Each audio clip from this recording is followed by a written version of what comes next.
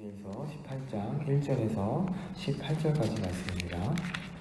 에스겔서 18장 1절에서 18절까지 말씀입니다. 한 절씩 교독하도록 하겠습니다. 또 여호와의 말씀이 내게 임하여 이르시되 너희가 이스라엘 땅에 관한 속담에 이르기를 아버지가 신포도주를 먹었으므로 그의 아들이 이 시간은 어찌 되느냐.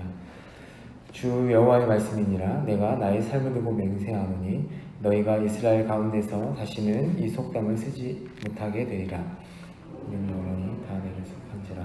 아버지 영혼이 내게 속함같이 그의 아들의 영혼도 내게 속하였나니 범죄하는 그 영혼은 죽으리라. 사람이 만일 의로워서 정의와 공의를 따라 행하며 산 위에서 재물을 먹지 아니하며 이스라엘 족속의 우상에게 눈을 돌지 아니하며 이웃의 아내를 더럽히지 아니하며 멸경 중에 있는 여인을 가까이 하지 아니하며 사람을 학대하지 아니하며 빚진 자의 저당물을 돌려주며 강탈하지 아니하며 줄인 자에게 음식을 주며 벗은 자에게 옷을 입히며 비를 위하여 보주지 아니하며 이자를 받지 아니하며 스스로 손을 금하여 죄를 짓지 아니하며 사람과 사람 사이에 진실하게 판단하며 내 율례를 따르며 내 규례를 지켜 진실하게 행할진대 그는 의인이니 반드시 사니라. 주 여호와의 말씀이니라.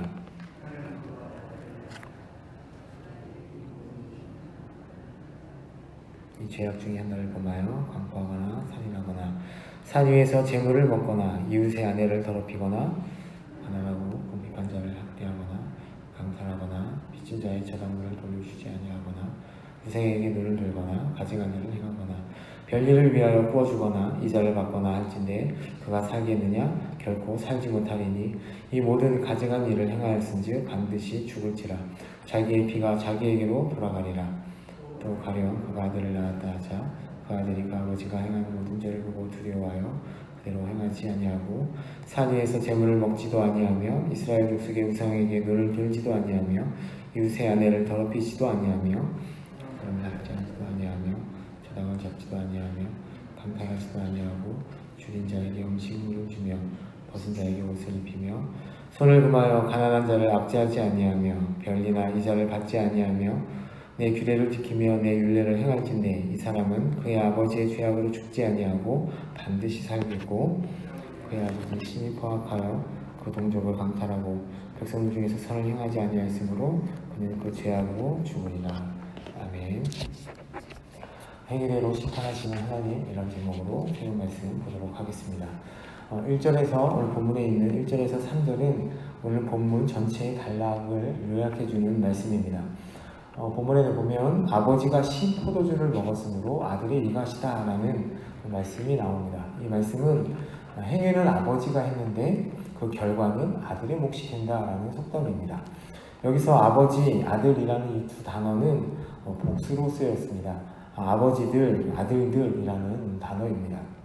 즉 속담의 대상이 개인이 아니라 공동체임을 말하고 있습니다.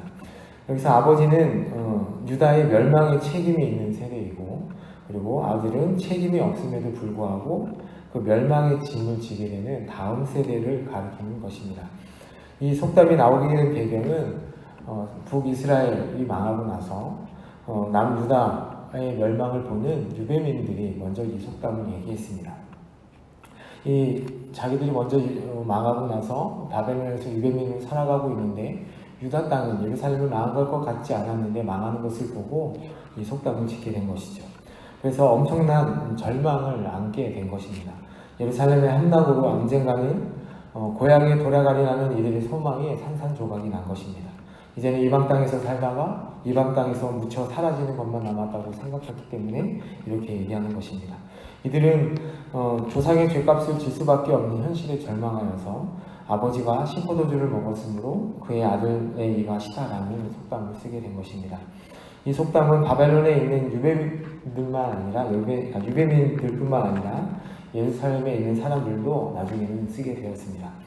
악인이 자신이 저지른 악으로 인해서 멸망에 떨어지는 것은 하나님의 정의에 일치하는 뜻입니다. 그러나 유대민들의 눈에 유다의 멸망과 그 결과에는 이해할 수 없는 부분이 좀 있었던 것 같습니다. 하나님의 심판이 당사자가 아니라 책임 없는 자에게 떨어지는 것처럼 보였던 것이죠. 자신들은 죄가 없는데 조상들의 죄 때문에 고통받고 있다고 생각하는 것입니다. 비난받을 사람들은 조상들이지 자신들이 아니라고 얘기하는 것이죠. 그러나 3절에 보면 하나님께서 이렇게 말씀하시죠. 여호와께서는 다시 이 속담을 쓰지 못하게 하신다고 말씀하십니다. 하나님께서는 각 사람은 자기가 지은 죄에 대해서 처벌받을 것임을 분명히 밝히십니다.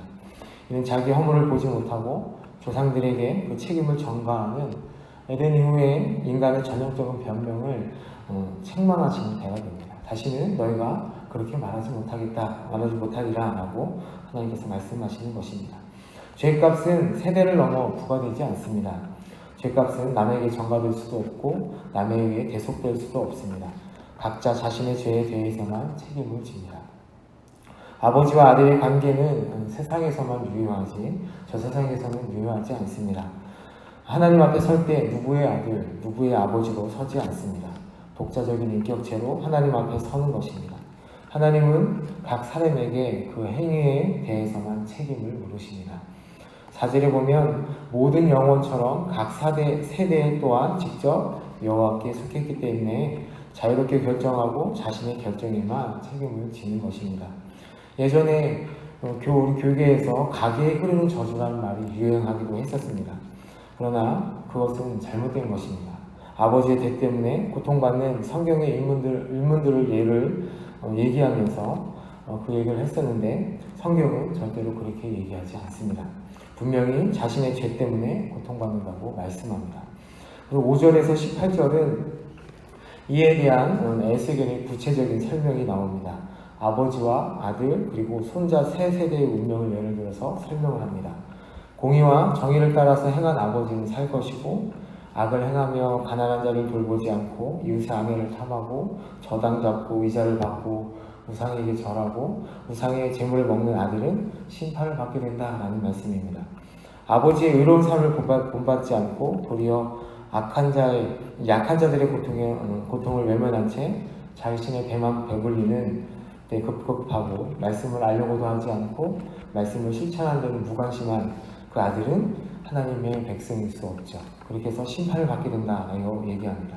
또 이 아들의 행위를 본 손자, 그 아들은 하나님을 두려워해서 하나님의 윤례를 지켜서 생명을 얻는다라고 말씀합니다. 여기에서 기준은 무엇입니까? 9절과 17절에 있습니다.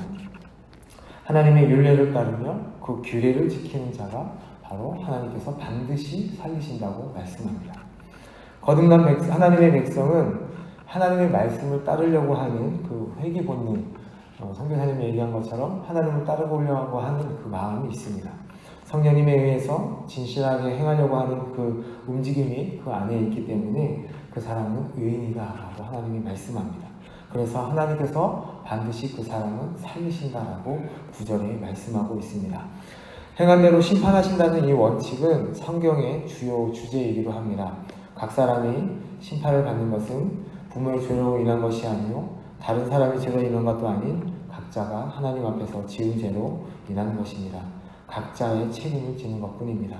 자신의 죄를 합리화하거나 조상의 죄라고 책임을 전가하는 일은 우리에게 없어야 할 것입니다. 그렇게 합리화하고 책임을 전가하게 되면 자신의 죄를 회개하는 기회를 놓치게 됩니다. 하나님 앞에 우리의 죄를 회개하는 쪽을 선택하는 여러분이 되기를 원합니다. 아버지의 의로 인하여 또한 아들이 구원받을 수도 없습니다. 아버지의 죄가 아들에게로 전가되지도 않습니다. 우리가 부모로서 자녀들에게 넘겨줄 수 있는 것은 신앙입니다. 어떻게 자녀들에게 하나님을 보여줄 것인가? 저희가 할 수 있는 것은 이것뿐입니다. 하나님의 윤례를 지키며 행하는 자가 의인이고 이 사람은 반드시 하나님께서 살리십니다. 하나님의 백성이기 때문에 그렇습니다. 오늘도 하나님의 택함받은 구원받은 백성으로서 우상을 버리시고 가난한 자와 궁핍한 자를 돌보시고 돕는 그 선한 일을 행하시는, 그래서 그 윤례를 지키며 살아가시는 여러분이 되시기를 예수님의 이름으로 축복합니다. 기도하겠습니다. 아버지 하나님, 저희의 죄로 인하여서 받는 그 형벌을 조상의 탓이라고 또한 다른 사람의 탓이라고 하지 않게 하시고 하나님 앞에 저희들의 죄를 철저히 회개하여서 하나님 앞에 의인으로 살아가는 저희들 되게 하여 주옵소서. 하나님의 율례를 행하며 지키며 그 뜻대로 살아가며 하나님을 드러내는 하루하루의 삶이 되길 원합니다. 오늘 하루도 그런 삶이 되길 원합니다. 저희들에게 힘주시고 하나님의 말씀을 행할 수 있는 용기도 주시고 붙들어 주셔서 저희들이 승리하며 살아갈 수 있도록 함께하여 주옵소서. 살아계신 예수님의 이름으로 기도합니다.